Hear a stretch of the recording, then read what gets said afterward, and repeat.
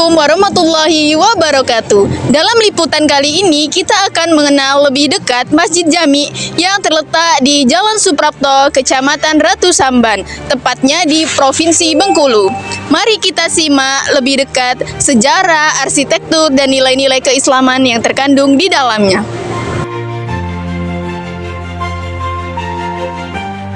Masjid Jamik Bengkulu bermula sebagai sebuah surau kecil bernama Surau Lamo di awal abad ke-18, didirikan oleh seorang saudagar Bugis, Dang Makule, yang kemudian dipindahkan dari Kelurahan Baja ke lokasi saat ini di Jalan Suprapto, dan mengalami renovasi besar-besaran pada masa pengasingan Soekarno 1938 sampai 1942, hingga menjadi masjid yang lebih besar dan kokoh seperti sekarang, serta ditetapkan sebagai cagar budaya nasional pada tahun ke-2010.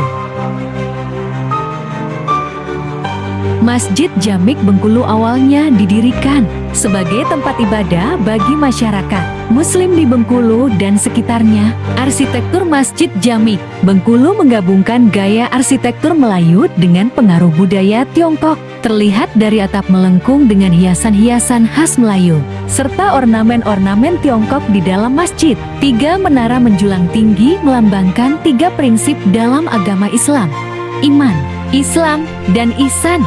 Selama perjalanan sejarahnya, Masjid Jamik Bengkulu mengalami beberapa kali renovasi dan perbaikan. Pada tahun 1930, mengalami perluasan dan perbaikan besar-besaran. Renovasi terakhir dilakukan pada tahun 2004 untuk memperbaiki struktur dan mempertahankan keaslian arsitektur aslinya. Masjid Jamik Bengkulu menjadi salah satu ikon budaya dan sejarah Bengkulu.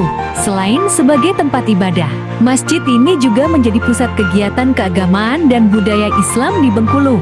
Setiap tahun menjadi tuan rumah berbagai acara keagamaan dan budaya, seperti peringatan Hari Besar Islam dan festival budaya.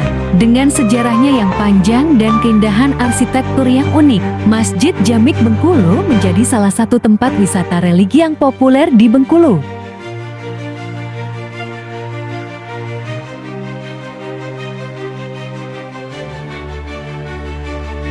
Baiklah, mari kita dengarkan wawancara dari salah satu pengurus yang ada di Masjid Jami ini. Assalamualaikum warahmatullahi wabarakatuh, Pak. Waalaikumsalam warahmatullahi wabarakatuh. Kami boleh tahu nama Bapak siapa? Ya, nama saya Agus Setianto.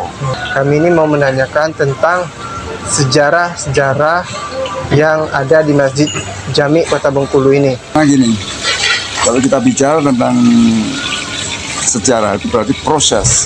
Ya. Bisa jadi sebelum berdirinya masjid, mundur sedikit ya. Kira-kira kalau kita tarik mundur ke belakang agak mungkin abad ke-18 ya, di mana Islam itu sudah berkembang pesat di Bengkulu. Dan pada saat itu memang kondisinya perkembangan Islam bisa dilihat dari beberapa sumber ya.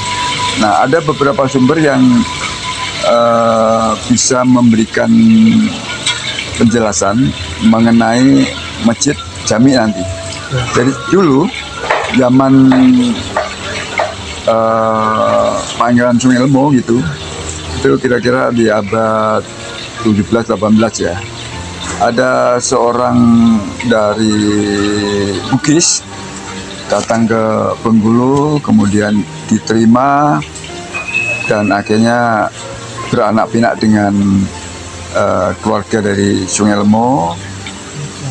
Terus kemudian setelah jadi keluarga, dia diberi bidang tanah ya, yang luasnya itu dari itu batu pendakian, kampung Kelawi, pengantungan, dan kemudian setelah dibabat ya, itu tanah dulu belukar itu masih. Setelah dibersihkan, kemudian tanah seluas itu diberi nama Tengah Padang. Tengah Padang ini wilayahnya, termasuk ya, di Jami itu Tengah Padang wilayahnya luas itu tadi, dari pintu batu, pendakian, Kampung Kelawi, pengantungan, melingkar sampai ke sini. Nah setelah itu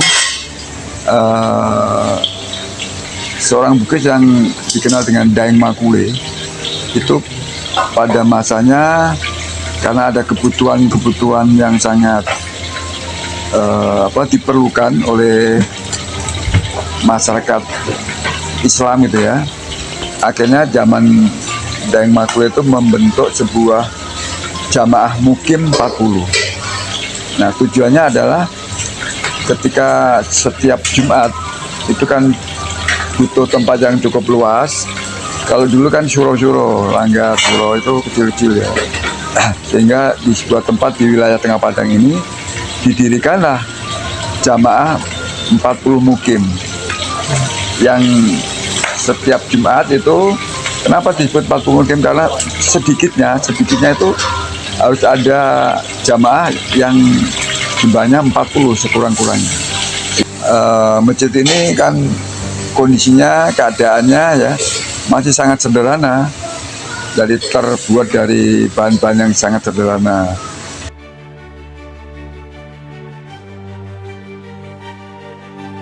Baiklah, itulah tadi seputar sejarah Masjid Jami yang ada di Provinsi Bengkulu. Dari Masjid Jami, kita belajar bahwa masjid bukan hanya sekedar sebagai tempat beribadah, tetapi juga sebagai pusat beradaban Islam dan persatuan umat muslim. Semoga kita bisa terus menjaga warisan Islam ini agar tetap hidup di tengah-tengah masyarakat. Akhir kata, wassalamualaikum warahmatullahi wabarakatuh.